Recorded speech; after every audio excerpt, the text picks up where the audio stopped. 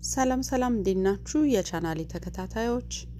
ዛሬ ማሳያችሁ ቀይ ቲም የሆነ ባክድሮፕ ነው በዚህ በኩል አበባ ተጠቅሜያለሁ ለቻናሌ እንግዳ ከሆናችሁ ሰብስክራይብ አድርጋችሁ የደውሉ ምልክት በመጫን ቤተሰብ እንድትሆኑ በአክብሮት እየጋበዝኩኝ እያንዳንዱን የተጠቀምኩበትን ማቴሪያሎች ምን እንደተጠቀምኩኝ ምን ያህል ሳይዝ እንዳላቸው እያንዳንዱን ማወቅ የምትፈልጉ ከሆነ በሐሳብ መስጫ ሳጥን ውስጥ አስቀምጡልኝ ለእያንዳንዱ መልስ ሰጣለሁ አብረን እንሆን እዚህ ጋር እንደምታዩት እንግዲህ ነጭ ባክድሮፕ ነው የተጠቀምኩት ፍሪ ስፔስ አለ እስከ ሲሊንጉ ድረስ ነጭ እንዲወጣ አድርጌዋለሁ ምክንያቱም ከፍለፊት የምትሰሩት ነገር ከኋላ ጀርባው ስዕሎች ካሉ ወይም ከለር የሆኑ ግድግዳዎች ካሉ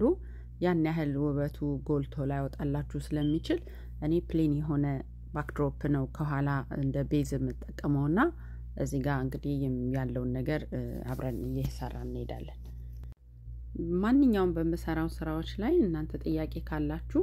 በኮሜንት ቦታ ላይ አስቀምጡልኝና እያንዳንዱን ኮሜንት እያየው መልሳለሁ ማለት ነው ይሄ እንደምታዩት እንግዲህ የተጠቀምኩት ባክድሮፕ ሁሉ ጊዜ አዲስ አልገዛም እና ዋጋውም ውድ ስለሆነ እነዚህ ባክድሮፖች ከፈለጋችሁ ሆም ዴፖ ነው የምታገኙአቸው እንግዲህ 4 ፊት በ8 ፊት 49 ብር ነው እኔ ግን ከዚህ በፊት የተጠቀምኩት ባክድሮፕ ብሉ ፖስት አድርጌላችኋለሁ እዛ ላይ ይሄ ዲዛይን ይገኛልና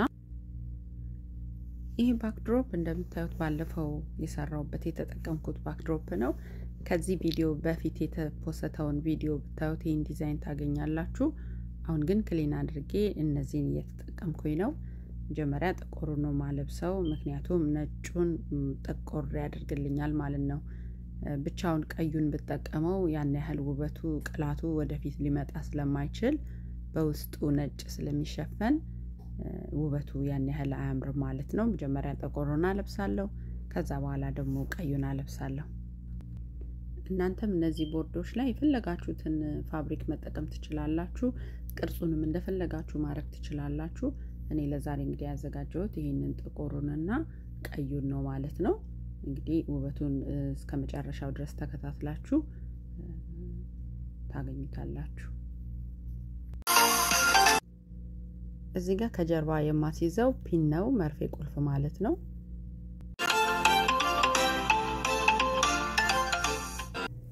ፒን በመታስይዙ ጊዜ በቂ ፒን መኖር አለበት ምክንያቱም ከፊት እንደዚህ አይነት ቅርጽ እንዳታዩ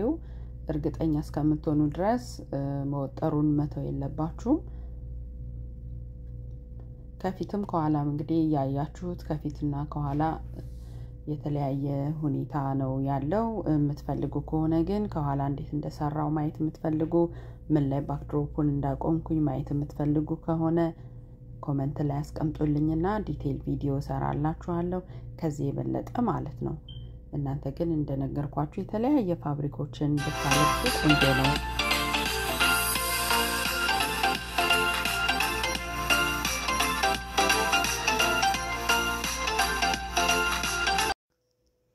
አሁን እንደምታዩት ወጥራ አድርጌ ሁለቱንም ባክድሮፕ በቃ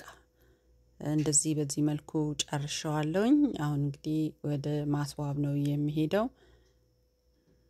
እዩት እንዴት እንደሚያምር ሃፒ በርዝዴይ የሚለውን በዚህ በኩል ተቀልኩት አበባውን ደግሞ ወደዚህ ያመጣሁት እና አበባው ከባክድሮፑ ጋር ተያያዥነት እንዲኖረው ቀይ